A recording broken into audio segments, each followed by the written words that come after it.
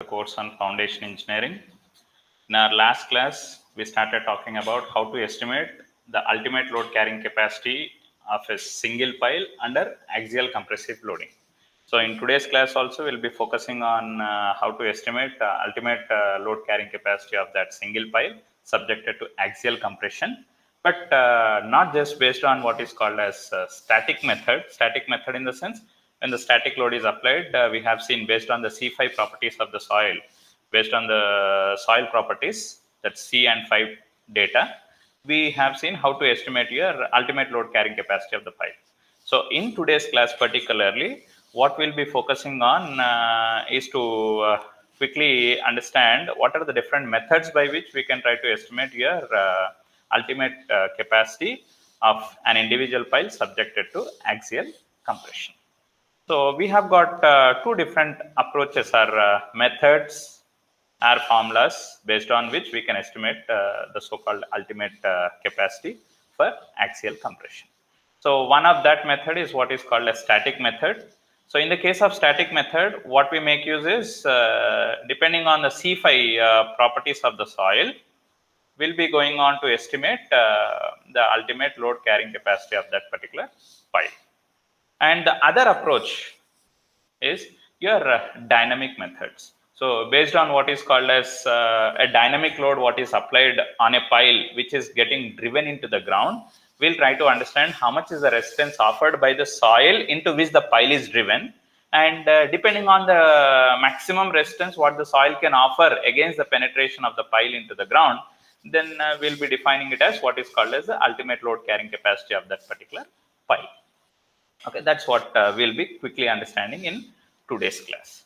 So coming little in detail about what is called as your static methods. So in the last class, whatever we have learned in the process of estimating your ultimate load carrying capacity of the individual pile subjected to axial compression, so that's nothing but we call them as your static method. Based on C5 properties of the soil, we have seen how to estimate your ultimate load carrying capacity.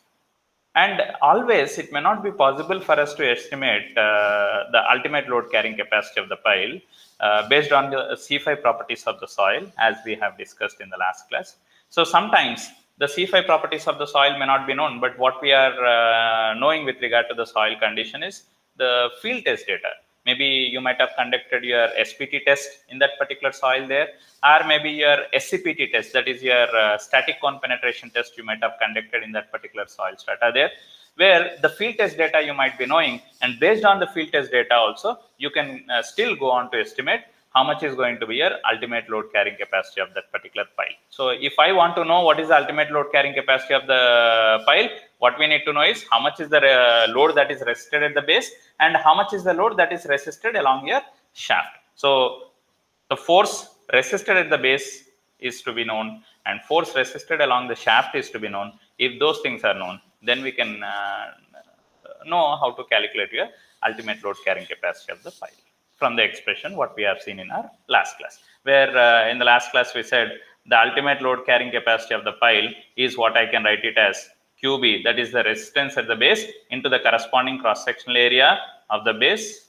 assuming the pile is a cylindrical cross-sectional pile, plus force or the resistance along the shaft into its corresponding area over which that particular resistance is getting developed. That's nothing but the surface area of your pile. So we need to know what is your QB and we need to know what is your FS. So if QB and FS are known, then we can easily go on to calculate what is the ultimate load carrying capacity of your pile. So let us now try to understand based on your field test data. Okay, so based on the field test data, that's nothing but based on your SPT data and SCPT data, we'll try to see how to estimate your base resistance and as well as your shaft resistance. Okay, we have got different empirical relations which are available in the literature by which you can estimate the base resistance and the shaft resistance, but we'll try to go ahead with some of those empirical relations which are widely used and most commonly used in the estimation of your base resistance and shaft resistance. Okay, so we are quickly coming across with most referred methods for estimating your base resistance and your shaft resistance based on SPT and SCPT data. So we have certain empirical relations which are given by Mehrhof for estimating the so-called base resistance and shaft resistance.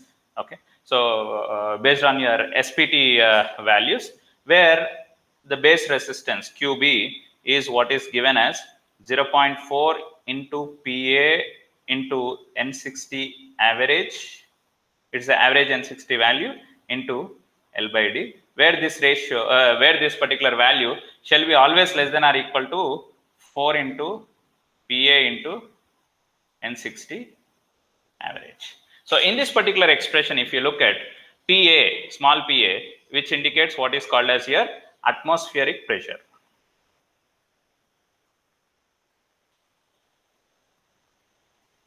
Where PA refers to what is called as atmospheric pressure, which is equal to 98.1 kilopascal, but roughly if I consider, let's say it is 100 kilopascal, if I am roughly considering. So if 100 is substituted in the place of PA, so what I'll have my expression rewritten as is 40 into N60 average into L by D. This shall be always less than or equal to 4 into 100, that's nothing but roughly 400 into N60 average. Okay, so if I know the average SPT N value of that particular soil over the range of the soil strata, what I am looking at, over certain depth of the soil strata, what I am looking at. So if the average SPT of that range of the soil strata, if it is known, then I can substitute to calculate what is the base resistance according to your Mehrhof's method. But however, over what depth I should take the average of that SPT N value. So what I'll try to do is, let's say this is my ground. So this is the pile, what I am looking at. This is the tip of the pile position. So we refer to that of a depth that is 10 times that of the diameter of the pile above the tip of the pile and 4 times the diameter of the pile below the tip of the pile. I repeat, so we are going to be looking at the SPT data, what is available over the depth of the soil strata, which is 10 times the diameter of the pile above the tip of the pile, that's nothing but above the base of the pile, and 4 times that of the diameter of the pile below the tip of the pile or base of the pile. So over this, roughly 14 times that of the diameter of the pile within that soil strata, if I know certain SPT N values data what is available, so we are going to be taking the average of all those SPT N values. Let's say I have some SPT data what is available over certain depth of the soil strata here. Okay, so this is SPT N and this is depth what I am indicating. So I am going to have, let's say, SPT N values at different depths is known to me. But within which region I should be considering the average of the SPT N values? The SPT N values falling in this particular range of the depth of soil strata, that is 10 times the diameter above the tip of the pile, 4 times the diameter roughly below the tip of the pile. So within that particular zone, I have some 4 SPT values that are available. So I'll be taking the average of all those corrected SPT N values, and the average of those SPT N values is what we are making use of in this particular expression. Okay, so it's average of all those SPT N values what is available to you, the data what is available, that average SPT N value over that particular range of the depth is substituted in order to calculate what is your base resistance. Okay. And next we have got another method which is called as Briard method, based on which also we can try to see how to estimate your base resistance. We have the empirical relation which is given as QB is equal to 19.7 into N60 to the power of 0.36, and this what we are getting is nothing but it is going to be in kilopascal. Earlier also this expression what we had here, okay, after substituting atmospheric pressure is equal to 100 kilopascal. So what we are getting here is nothing but in kilopascal, and this is also what we are representing here is nothing but it is in kilopascal. Yeah. So the base resistance according to Briard's method is what I can calculate from this particular expression. And based on SCPT data, that is nothing but based on your cone penetration resistance data, how do we calculate the base resistance value? That's your QB value. So we have we have an expression which is given as QC average. That's nothing but base resistance is equal to simply what it is given as your QC average. Now, it is the average of your cone penetration resistance data, what is available over certain depth of the soil strata. Now, or what particular depth of the soil strata I should be looking at? Because we are saying it is the base resistance. So, the soil available nearer to the tip of your pile, or the soil available nearer to the base of the pile. So, in that particular region of the soil, we are going to be looking at the average of your cone penetration resistance data, and that average is going to be substituted here in getting what is called as your base resistance. And this QC average, what we are referring to, is calculated from the average of all the QC data that is available, 5 times that of the diameter of the pile above and 2.5 times that of the diameter of the pile below the tip of the pile. Okay, so with respect to the position of the tip of the pile, 5 times that of the diameter of the pile above and 2.5 times that of the diameter of the pile below. So within that range of 7.5 times that of the diameter of the pile, whatever the QC data that is available, average of all that QC data, if I take and substitute, that is what we call it as your base resistance value. Okay, and now subsequently, for determining your shaft resistance, if I know what is the base resistance and subsequently if I can find out what is the shaft resistance, then I can make use of that base resistance value and shaft resistance to substitute and get what is your ultimate load carrying capacity of the individual pile. Okay, so shaft resistance. And when you are trying to talk about this shaft resistance, basically this shaft resistance, what we are trying to talk about are your base resistance, whatever we have talked about, are in the case of your driven piles. Okay, so this what we are referring to is nothing but in the case of your driven piles only. Okay, driven piles, which are large displacement piles, or when we say driven piles, those piles which are causing large displacement are those piles which are causing small displacement. So these expressions what we have seen which are given by Meroff are applicable for large and small displacement piles. Okay, but when it comes to what is meant by large displacement pile, what is meant by a small displacement pile? When you have a solid cross-sectional pile which is driven into the ground, such kind of pile causes relatively a larger displacement in the ground. So such kind of pile is what is called as large displacement pile. Now, what is meant by small displacement pile? Let's say T-shaped cross-sectional pile or H-shaped cross-sectional pile. So such kind of piles, when you are trying to drive them into the ground, so as the cross-sectional area of the pile is relatively less, when you are pushing such kind of piles into the ground, the amount of disturbance or the displacement happening relatively in the lateral direction in the soil because of the driving of the pile into the ground. So that displacement is less in magnitude. So such kind of piles which are driven into the ground are called as small displacement piles. Okay, so even here when we are talking about your shaft resistance, it's still applicable in the case of your driven piles only. Okay, and let's see what is the expression that we have according to your Meroff's method. What did Meroff give for estimating your shaft resistance in the case of your large displacement piles? We have different set of expressions, particularly for your large displacement pile and in the case of your small displacement pile. In the case of large displacement pile, the expression for shaft resistance is given as 0.02 into PA into N60. Okay, so here, or rather I should say N60 average. Instead of directly writing it as N60, it is N60 average. So as I said, your atmospheric pressure value roughly is what we are considering it as 100 kilopascal. So if I substitute it as 100 kilopascal, I'll be having the value of Fs as 2 into N60 average, which is represented in kilopascal. That's the expression what we have for your shaft resistance. And when it comes to this N60 average, whatever we are referring here in the expression, so what does this N60 average means? The average of all those SPTN data over what depth I should be considering. So it's nothing but it is the average of N values over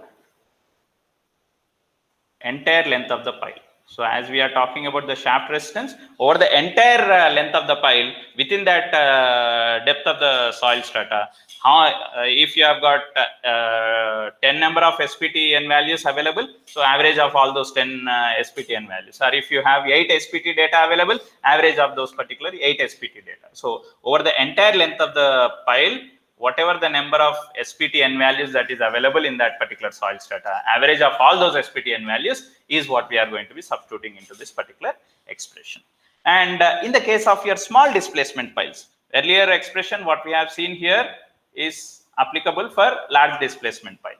So still the expression now what we are talking about is given by Meroff only, but in the case of your small displacement piles. So that small displacement piles are nothing but H cross-sectional piles or something like that. So which causes relatively a small amount of displacement in your ground. So in such kind of piles, your shaft resistance is what I can simply write it as N60 average in kilopascal. Or otherwise it would have been represented as, okay, let me write it to be more specific. It is nothing but 0.01 into atmospheric pressure into N60 average. So here atmospheric pressure, roughly if I substitute it as 100, what I'll be getting it is nothing but 1 into N60 average in terms of kilopascal. So this expression, what we are representing here is applicable, this is applicable for your large displacement pile, this is applicable for your small displacement pile. However, this shaft resistance, what we are trying to calculate, shall be always less than or equal to 100 kilopascals in the case of your large displacement piles, and this shall be less than or equal to 50 kilopascals in the case of your small displacement piles. As like in the case of the base resistance, what we have seen, which is given by Meroff, okay, there also we said the base resistance shall be maximum. The maximum base resistance value is nothing but it is 400 times that of your N60 average. So here also in the case of your shaft resistance for large displacement piles, the maximum shaft resistance is less than or equal to 100 kilopascal. Maximum shaft resistance value is 100 kilopascal in the case of large displacement pile, and in the case of small displacement pile, the maximum shaft resistance value is nothing but it is 50 kilopascal. In the same way, we have got an expression which is given by Briard. Okay, so which we call it as Briard method, based on which I can still go ahead in calculating shaft resistance value based on your SPTN data. That's nothing but which is given as 0.224 into atmospheric pressure into N60 whole to the power of 0.29. So based on the SPTN value, then I can go on to substitute into this expression to get what is your shaft resistance value. And next, let's go on to see, based on your SCPT test data, because what we have seen earlier is based on your SPT test data, how to calculate base resistance and shaft resistance. Now, based on your SCPT test data, that is your static cone penetration test data, how to estimate what is called as your base resistance and what is called as your shaft resistance. Okay. Base resistance already we have seen based on your SCPT test data. Okay, and now let's see how to estimate your shaft resistance based on SCPT data for displacement piles. When I say simply displacement piles, it's nothing but large displacement piles, to avoid confusion with what we have learned just before. So let me particularly call it as large displacement pile, where the expression for Fs is given as QC average by 2 in kilopascal. So it's the average cone penetration resistance value over the complete length of the pile is what we calculate, and that is going to be substituted into your expression for large displacement pile. For small displacement pile, in case if I am looking at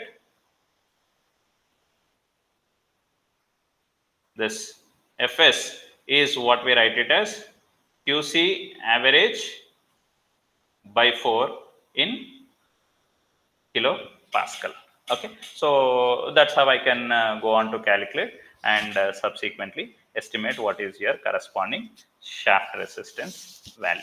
And we'll also have, because in the case of your static cone penetration resistance data, we will be able, will be either using what is called as your mechanical cone for carrying out the test, or your electrical cone in carrying out the test. So depending on your mechanical cone that you are using, or depending on your electrical cone that you are using, we are going to talk about a correction that is to be applied, and subsequently the shaft resistance value can also be accordingly calculated depending on the type of your cone that you have used in carrying out your SCPT test data, based on which your cone penetration resistance values are estimated.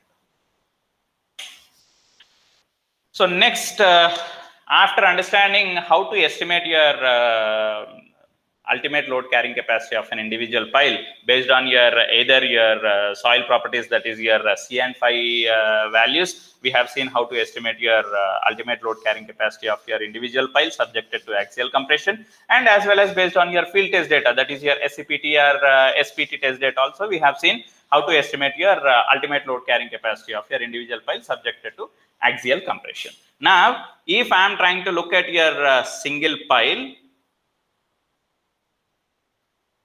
subjected to what is called as your uplift loading.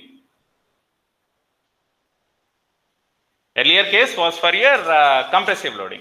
Now in this case, what we are looking at is what we call it as your uplift loading condition. So when we are trying to look at the uplift loading condition, let's say this is my pile, what I am looking at.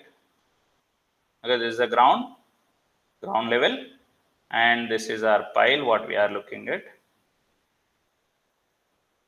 Now, this pile is subjected to what is called as your uplift loading. What is the maximum load that your pile can resist before it is said to be undergoing the failure when it is subjected to an uplift loading condition? Okay. So, if I just want to understand, so weight of the pile indicated in the downward direction, shaft resistance. Sorry. Here in this case, when the load is acting in the upward direction, the shaft resistance, what we are going to be talking about, will be indicated in the downward direction, because action is in the upward direction, the reaction in the form of your shaft resistance has to be developed in the downward direction. And when the pile is pulled in the upward direction, your bottom of the pile will nowhere come in contact with the soil there. If it comes in contact with the soil also, soil will not offer any resistance, because your action in the pile is in the upward direction. Okay, so soil is not going to be offering any reaction there. So ultimately, if you are trying to understand what is the ultimate load carrying capacity of the pile from the free body diagram of that pile, so P ultimate in the upward direction, and Fs into pi dl is the force what is getting resisted along the shaft, which is acting in the downward direction, plus the weight of your pile. So earlier when we were trying to talk about under axial compression, the effect of weight of the pile we have neglected. Why? Because the weight of the pile in terms of when you are looking at, okay, the weight of the pile contribution is relatively lesser when compared to that of the resistance what is getting developed in the form of your shaft and your base. So the weight of the pile we have neglected. But when it comes to the case of your uplift loading condition, even the weight of the pile also plays a major role in offering some additional resistance against your failure, because the weight acts in the downward direction, and the action, that's the uplift force or the force acting on the pile, is in the upward direction. So even the weight component of the pile also generates some resistance against your failure. So in the process, the ultimate load carrying capacity of the pile increases. So if I just want to write it further, Fs into pi dl, where the weight of the pile is what I can write it as the unit weight of the pile, gamma p or gamma pile, into unit weight into the volume. Okay, so volume of the pile, how do I write down how much is the volume of your pile material? It's nothing but the cross-sectional area of the pile into the corresponding length of the pile. That's pi d square by 4 into the length of the pile. So that's how you can try to calculate how much is going to be a weight of the pile. So roughly what we understand is the ultimate load carrying capacity of your pile subjected to uplift loading comes out to be, it's roughly what is estimated based on the studies what people have carried out. So ultimate load carrying capacity of your individual pile subjected to uplift loading condition roughly comes out to be 0.75 times that of your ultimate load carrying capacity of the pile that we have estimated under compression. Okay, so earlier cases what we have seen is the estimation of your ultimate load carrying capacity of the individual pile subjected to axial compression. Now what we are understanding is the ultimate load carrying capacity of your pile subjected to axial tension. So in the case of axial tension, the ultimate load carrying capacity of the pile is roughly around 0.75 times that of your ultimate load carrying capacity of your pile when it is subjected to axial compression.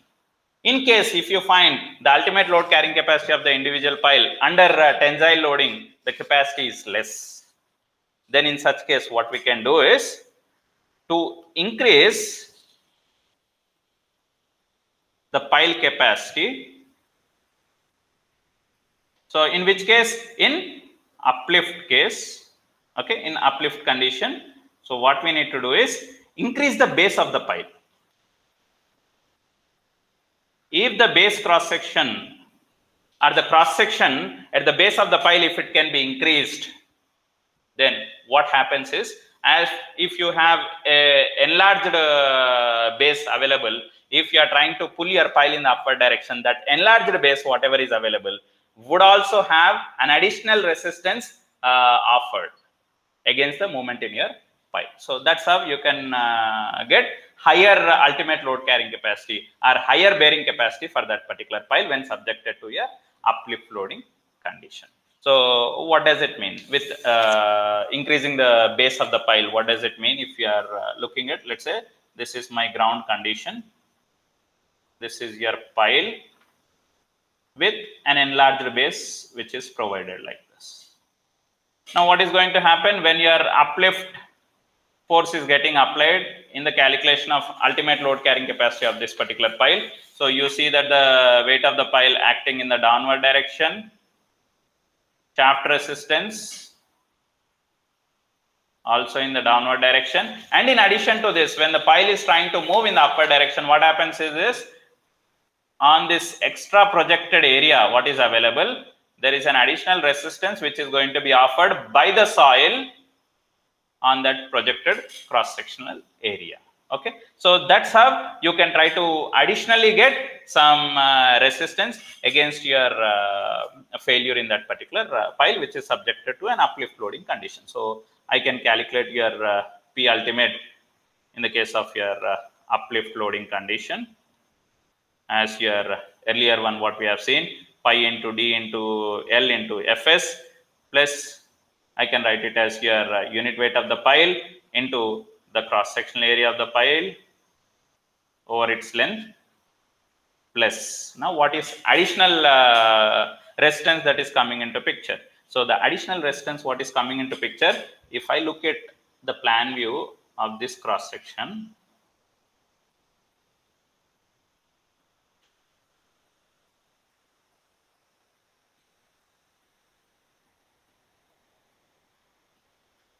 I'm just indicating the plan view of that cross-sectional area. This is an additional area now what is available over which there is a resistance what is getting developed. Okay, so that additional resistance at the enlarged base portion into over what area that additional resistance is getting developed? It's nothing but over a cross-sectional area, that is pi by 4 into d square minus d square.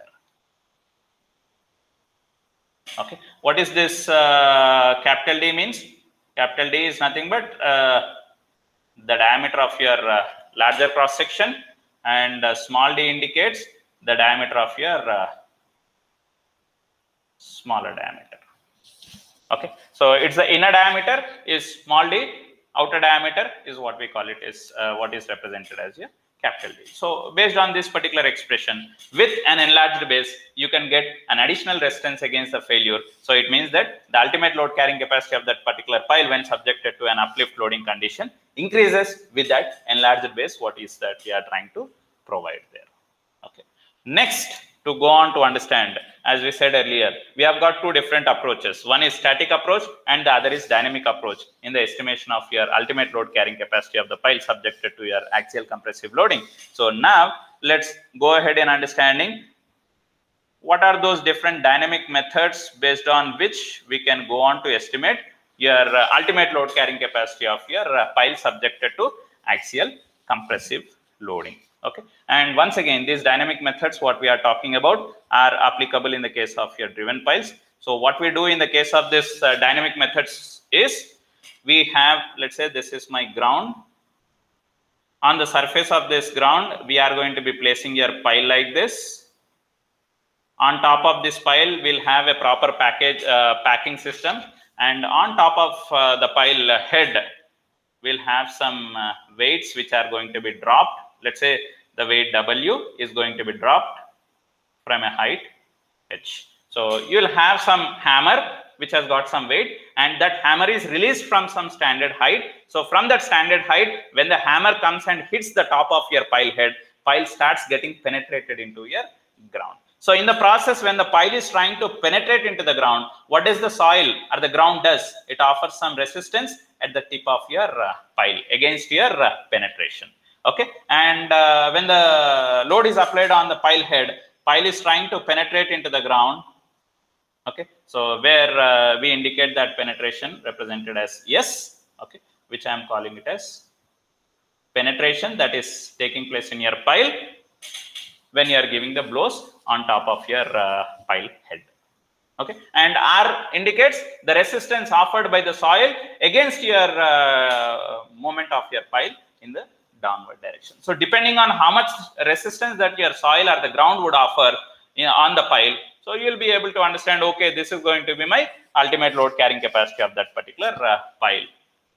Okay, so here when we are trying to drive your pile into the ground by giving the number of blows, what we are going to look at here is we are going to be understanding how many number of blows you are giving and what is the corresponding amount of penetration that is taking place in your ground. So for that number of blows, how much amount of penetration that is happening in your pile. If I am just trying to plot a graph, I might be getting a graph like this. So with increase in number of blows, the penetration of your pile into the ground also continues to increase, and after some amount of penetration, when you reach to your hard stratum, though you give more number of blows also, you might encounter a less amount of penetration happening in your ground. It means that you have reached to your hard stratum where the installation of pile is now proper. The bottom of the pile can resist now, can safely transfer the loads coming from the superstructure onto that harder stratum, whatever is available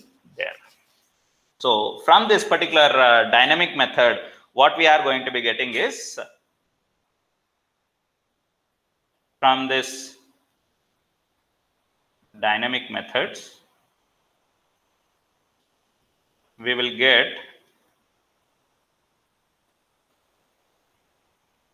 pile driving record.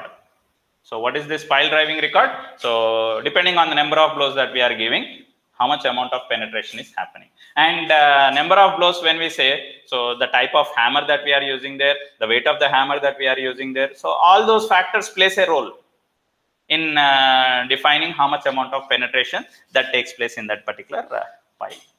Okay, so now what is the amount of work that you are carrying out here externally, and how much amount of work that is generated internally? Okay, so what is your work done externally? Work done externally is nothing but mass of the hammer into acceleration due to gravity into the free fall height from where that particular hammer is falling. M into G is nothing but, I can simply call it as the weight of the hammer into the free fall height H. So that is what we call it as your external work done. And now what is this internal work done means? So whatever the work done that you are trying to, what is the amount of work that you are trying to carry out externally, that has to be resisted. Resisted by whom? Resisted by soil. So work, there is some amount of work which you are trying to carry out externally, and there is some amount of work which is being resisted, internal reaction, what is getting offered by the soil on your pile against the penetration. So the external work done should be balanced by your internal work done. So external work done is nothing but W into H. And how much is going to be my internal work done there? So internal reaction or the internal reaction force what is getting offered by the soil on the pile is R, and the corresponding penetration is S. Okay, so here ultimately what we are looking at is your resistance what is going to be offered by your pile, by your soil on the pile. That is what we are looking at in calculating, which we can write it as W into H by S. Okay, so this is what we can in general call it as your pile driving formula. This is a general one.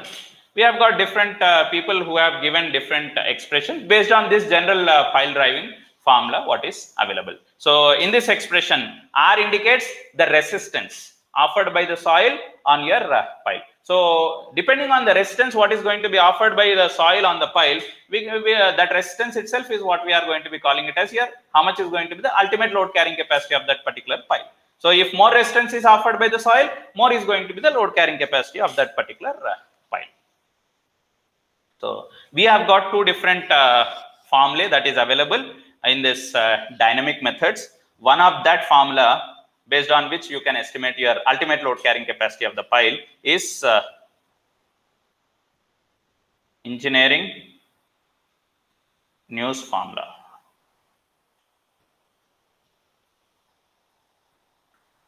Where the expression for estimating the ultimate load carrying capacity of the pile is given as W into H divided by S plus C. Let us understand what does each notation indicate here. W, as I said, it refers to that of weight of hammer falling through a height H. Okay, so the free fall height is nothing but H from where your hammer is falling. The hammer is released so that that hammer falls on the top of your pile head and it tries to penetrate your pile in the downward direction. And S here indicates how much is the penetration for each blow, or sometimes we also call it as real set or the permanent set, permanent driving or settlement what is happening in that particular pile when you are trying to drive that pile for each blow. And the other parameter what you see here is nothing but C, which is indicated which we call it as an empirical factor, where this empirical factor what we are talking about generally refers to that of your reduction in the energy transfer. Because when we say through the hammer I am trying to give so much of energy, it's not that complete energy gets transferred from the pile head till the bottom of the pile. So there will be some energy losses depending on the type of hammer that you are using there. Okay, so which indicates that there are certain energy losses. So C here is nothing but it's what we call it as an empirical factor, which refers to that of allowing the reduction in the theoretical set due to energy losses. We assume 100% of energy gets transferred through the pile. It's not 100%. There are certain energy losses you come across with. So we have to apply some amount of correction to that. So that kind of correction what we are talking about is nothing but which we are representing it as C. Okay, so it's an empirical factor which represents an allowed reduction in terms of the theoretical set. We blindly assume for this much amount of energy, so and so amount of penetration is happening, but it's not true. Not that 100% of energy is getting transferred. So there is a reduction in energy. So subsequent penetration, what you are estimating, should also be subsequently properly understood under the reduced energy transfer, what is happening there. And this C value basically depends on the type of hammer what you have used in the test. I repeat, the C value what we are looking at typically depends on the type of hammer what you have used here. See, if it is what is called as your double hammer, okay, or if it is a single engine hammer, or if it is a double engine hammer. Depending on that, your theoretical set value is also going to be depending on. And the other formula what we generally come across is your modified.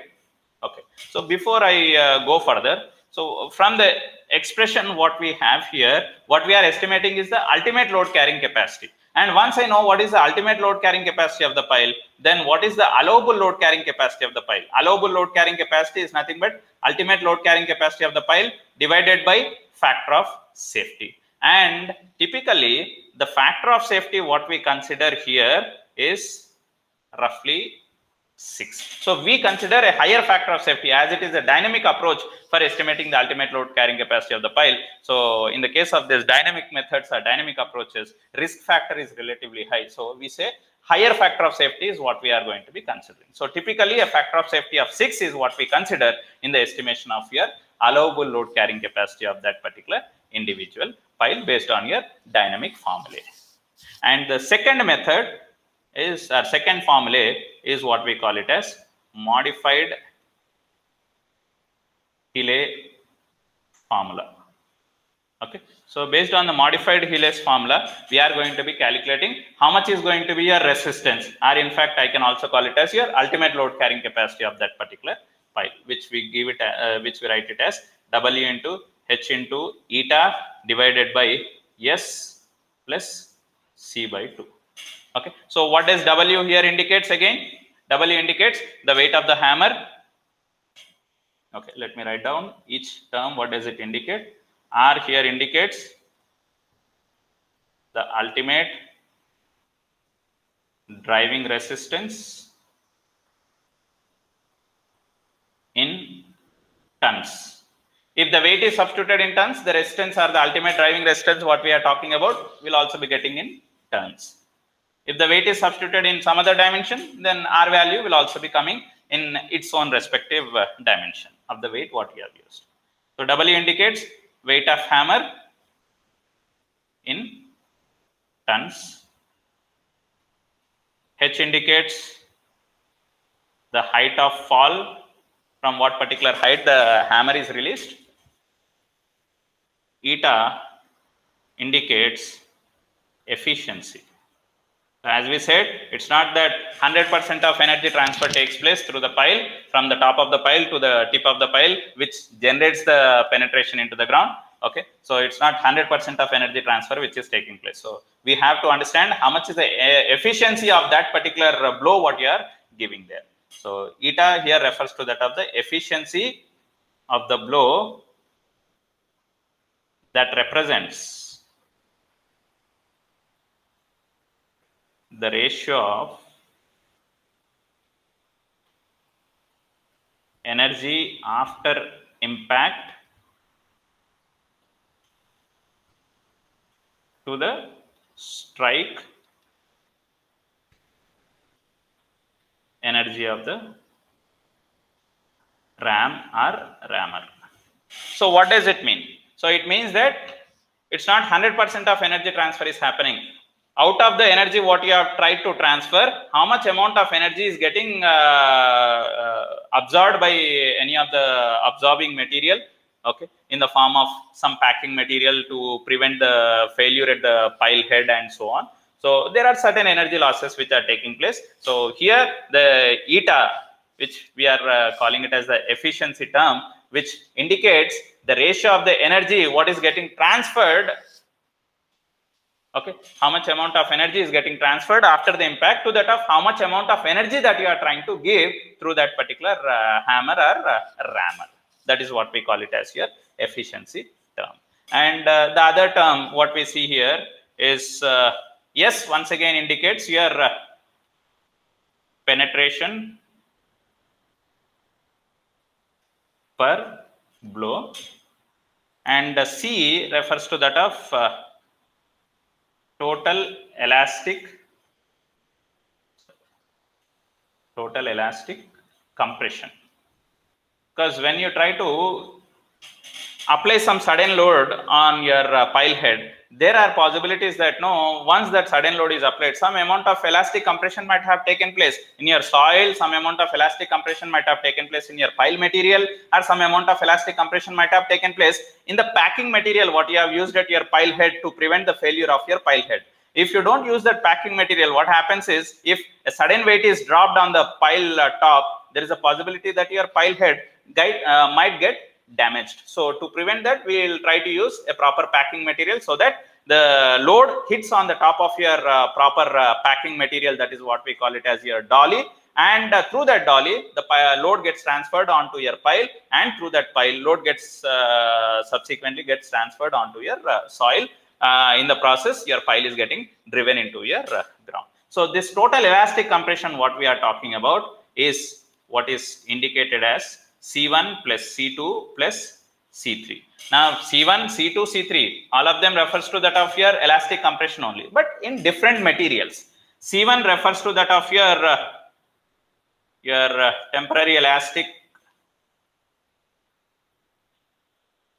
compression, what is taking place of your dolly material. Dolly is nothing but your on the pile head you use a kind of a platform so that no load is not directly hitting the top of your pile head. So it's a kind of an elastic compression of dolly and packing whatever you have provided there to prevent your failure in the pile head. C2 indicates temporary elastic compression of pile. C3 indicates temporary elastic compression of soil. So whenever you are suddenly giving some impact load, when that sudden impact load is transferred, you would see some slight elastic compression might have taken place in your dolly and the packing material, as well as in the pile material and in the soil material. Once the load is released, after some time, this so-called elastic compression what might have happened would get released. So we should also subsequently correct for that particular value. So that's the reason why we are also understanding how much is the total elastic compression is happening in the different materials that are used in that particular complete system to drive your pile into the ground. So that corresponding elastic compression is what we are calling it as C, and which is substituted into this expression. If I try to rewrite this expression, I can also write it as W into H into eta by S plus C1 plus C2 plus C3 total divided by 2. So that's how we go on to estimate your ultimate load carrying capacity of your pile when subjected to what is called as your axial compressive loading. Okay, so in earlier class and in today's class, what we have mostly understood is how to estimate the ultimate load carrying capacity of the pile subjected to axial compressive loading. And we have also seen the case of how to estimate the ultimate load carrying capacity of the pile subjected to axial tensile loading. That's nothing but your uplift condition. So we roughly said, in the case of your uplift condition, the ultimate load carrying capacity of the individual pile, which has got uniform cross section throughout, is nothing but it is equal to the ultimate load carrying capacity of that particular individual pile subjected to compression into 0.75. It's only nothing but, in the case of ultimate load carrying capacity under tensile loading, is nothing but it is equal to 75%, roughly 75% of the ultimate load carrying capacity of the same pile when subjected to compressive loading. Okay, and with this we'll stop our discussion for today. In the next class, when we go ahead with the course, we'll be continuing to see how to estimate the ultimate load carrying capacity of your group of piles subjected to your axial compressive loading. Thank you.